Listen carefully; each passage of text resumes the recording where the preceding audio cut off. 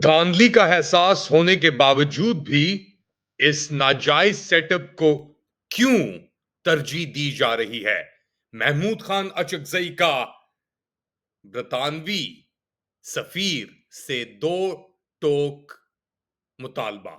Late Ali show you के इस episode में आप सबको खुशामदेद। Do like, subscribe and share this content. इसके अलावा बात करेंगे बलूचिस्तान के अंदर जो एक नया कानूनी आईनी सेटअप, आईनी तो नहीं कहेंगे, गैर आईनी सेटअप करने की बात हो रही है, जिसके तहत जो जज, जूरी और प्रोसिक्यूटर है उसको एक साथ कर दिया जाएगा। और एक ईमान मजारी पूरे इस्लामाबाद कोर्ट और चीफ जस्टिस डोगर पर भारी।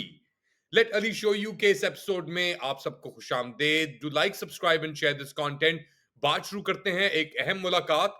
महमूद खान अचकजई, पख्तूनख्वा मिली इमामी पार्टी और ये जो अपोजिशन अलायंस की बेसिकली सरबराही जो कर रहे हैं, एक तरीके से उनकी मुलाकात हुई है ब्रितानवी सफीर जेन मैरियट का किरदार बहुत ही कंट्रोवर्शियल रहा है पिछले कई सालों के अंदर, जहां पे उन्होंने एक एक्चुअली कंट्रोवर्सी ज्यादा न्यूआंस्ड है, क्योंकि जेन मैरियट ने एक तरफ तो जो फॉर्म 47 का सेटअप है, जो स्पेशली 8 फरवरी के बाद, उससे पहले भी एक जो नाजायज सेटअप, एक फस्ताई सेटअप, चाहे वो इंटरिम गवर्नमेंट का हो पंजाब के अंदर या फेडरल लेवल के ऊपर, या 8 फरवरी के बाद जो सेटअप आया है, इम्पोज किया गया है फॉर्म 47 का, जानते हुए भी और जानने के बावजूद भी उसको उसके ऊपर एक पर्दा डाला गया है, एक थैली डाली गई है जेन मैरियट की तरफ से। और जो उनकी रिपोर्टिंग ब्रिटानिया में भी रही है, उसके अंदर भी उन्होंने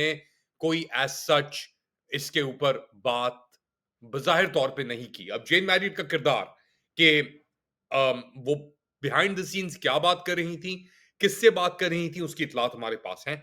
एक कंफ्यूजन जरूर हुई थी कुछ अरसे पहले, जब जेन मैरियट ने बेसिकली किसी से कहा कि खिलाफ बात की इमरान खान और पाकिस्तान तहरीक इंसाफ के, और वो कभी ताकत में नहीं आ सकते।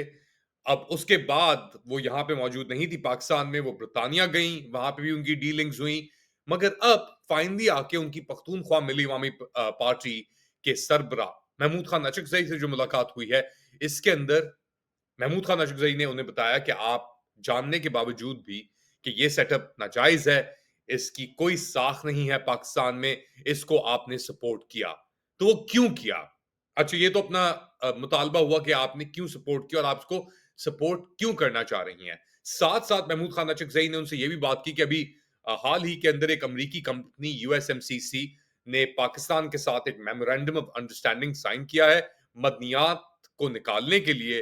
तो मदनियात को किस तरीके से आप निकाल सकते हैं जब तक आपकी रिप्रेजेंटेशन ही ना हो, उन इलाकों के लोगों को आपने कॉन्फिडेंस में ही ना लिया हो। एक बहुत अहम इंकशाफ महमूद खान अचकजई ने उस मौजू के ऊपर भी किया। दो, जेन मैरियट क्यों मिल रही हैं इस वक्त आके महमूद खान अचकजई से? महमूद खान अचकजई को बेसिकली नामजद किया है इमरान खान ने एज ऑपोजिशन लीडर, अगर उमर अयूब खान को डी सीट किया जाता है, जो उनके ऊपर ऑब्वियसली जो कन्विक्शंस हुई हैं अभी हाल ही के अंदर, वो हम सब जानते हैं जाली कन्विक्शंस हैं। और अगर उमर अयूब खान को दस्तबरदार किया जाता है असेंबली से, तो फिर महमूद खान अचकजई उनके लिए एज अ रिप्लेसमेंट आएंगे। और महमूद खान अचकजई ने बड़ा खुल के बात की है, बहुत खुल के बात की है। उन्होंने बात की है अगेंस्ट द मिलिट्री ऑपरेशन जो जारी है खैबर पख्तूनख्वा के अंदर, उसके ऊपर उन्होंने बात की है जो इमरान खान के साथ ज्यादतियां हो रही हैं और उनकी बहनों के साथ जो ज्यादतियां हुई हैं उसके ऊपर उन्होंने बात की है। जो जमहूरियत को एक वो रबर स्टैम्प नहीं होता, अब तो रबर स्टैम्प भी नहीं रहा, उसके ऊपर भी महमूद खान अशरफजई ने बात की। तो ये सब चीजें अब बहुत खुल के सामने आ रही हैं। एक इशू जो बलूचिस्तान को लेकर ही एक सामने आया है, थोड़ा सा टॉपिक को अगर आगे बढ़ाते हैं, तो उसके अंदर बेसिकली बलूचिस्तान असेंबली ने एंटी टेररिज्म एक्ट को अमेंड करने की बात की और कहा है कि एक नया क्लॉज दहशतगर्दी को लेकर इंट्रोड्यूस कराया जाएगा, और उसके अंदर रेगुलर कोर्ट्स के अंदर जो जो दहशतगर्दी के अक्यूज्ड हैं उनकी ट्रायल नहीं होगी, बल्कि एक खुफिया गैर आईनी स्पेशल जुडिशियल सिस्टम के तहत दहशतगर्दों को ट्रायल किया जाएगा। इस सिस्टम के अंदर जो जजेस हैं, उनकी आइडेंटिटी को छुपाया जाएगा। जो विटनेसेस हैं और उनकी आइडेंटिटी को भी छुपाया जाएगा और विटनेसेस को और प्रोसिक्यूटर को स्पेशल और सिंबॉलिक नाम दिए जाएंगे जो दस्तावेज के अंदर मौजूद होंगे, मगर असली नाम जो है उनके वो छुपाए जाएंगे। इसके साथ साथ जो ये कार्रवाइयां होंगी कानूनी, ये वर्चुअली भी हो सकती हैं, कैमरा लगा के। अब ये बैनुल अक़वामी कनाडा के अंदर भी होता है कि अगर कोई हाई प्रोफाइल क्रिमिनल है तो कोर्ट उससे वाया वीडियो लिंक बात करता है।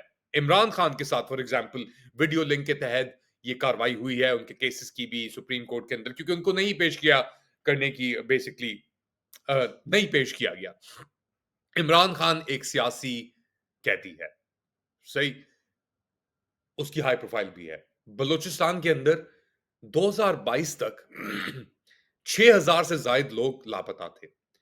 अब 3 साल बाद वो फिगर अंदाजे के मुताबिक, क्योंकि हमें नहीं पता कि कितने लोग एक्चुअली गायब हो चुके हैं, पता है भी नहीं भी, फैमिलीज हैं, मगर एग्जैक्ट अमाउंट जो है वो तकरीबन 3 गुना ज्यादा कही जा रही है 2022 के फिगर से।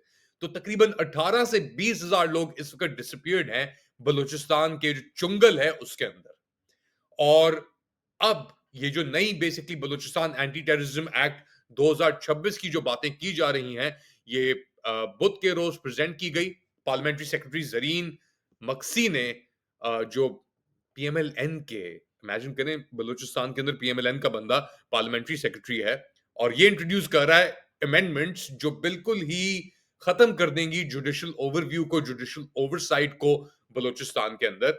इसकी मुखालफत की मौलाना हिदायत उर रहमान, वो हैं हक दो तहरीक ग्वादर के सरबरा और जमात इस्लामी के प्रोविंशियल हेड भी हैं। मगर इसके बावजूद, मुखालफत के बावजूद, ये जो अमेंडमेंट थी इसको तस्लीम कर लिया गया हुकूमती बेंचेस ने। अपोजिशन पार्टीज जमीयत उलेमा इस्लाम और नेशनल पार्टी जो थे वो गायब थे इस कार्रवाई के दौरान। और मौलाना हिदायत उर रहमान ने कहा कि जो अपोजिशन मेंबर्स चीफ मिनिस्टर के चेंबर में बैठे हुए थे असेंबली सेशन से पहले, मगर वो आए नहीं इसके ऊपर वोट देने के लिए। तो आप खुद ही लगा लें कि तरजीह कहां है, ये कहां से आ रही है अमेंडमेंट्स, कौन कर रहा है। अब सीरियस ह्यूमन राइट्स वायलेशंस की एलिगेशंस हैं बलूचिस्तान के अंदर रियासत के खिलाफ। उसके ऊपर आप एक ऐसे ड्रैकोनियन 1984 और वेलियन सेटअप के अंदर आ गए हैं कि मास्क चढ़ा के, आइडेंटिटीज छुपा के आप कन्विक्ट करेंगे लोगों को एंटी टेररिज्म लॉ के तहत इसके अंदर। तो क्या बचेगा बेसिकली? यही बेसिकली बलूचिस्तान मॉडल जो है पूरे पाकिस्तान के अंदर भी इंप्लीमेंट हुआ हुआ है। अडियाला से लेकर नीचे तक कोई पुरसाने हाल नहीं है।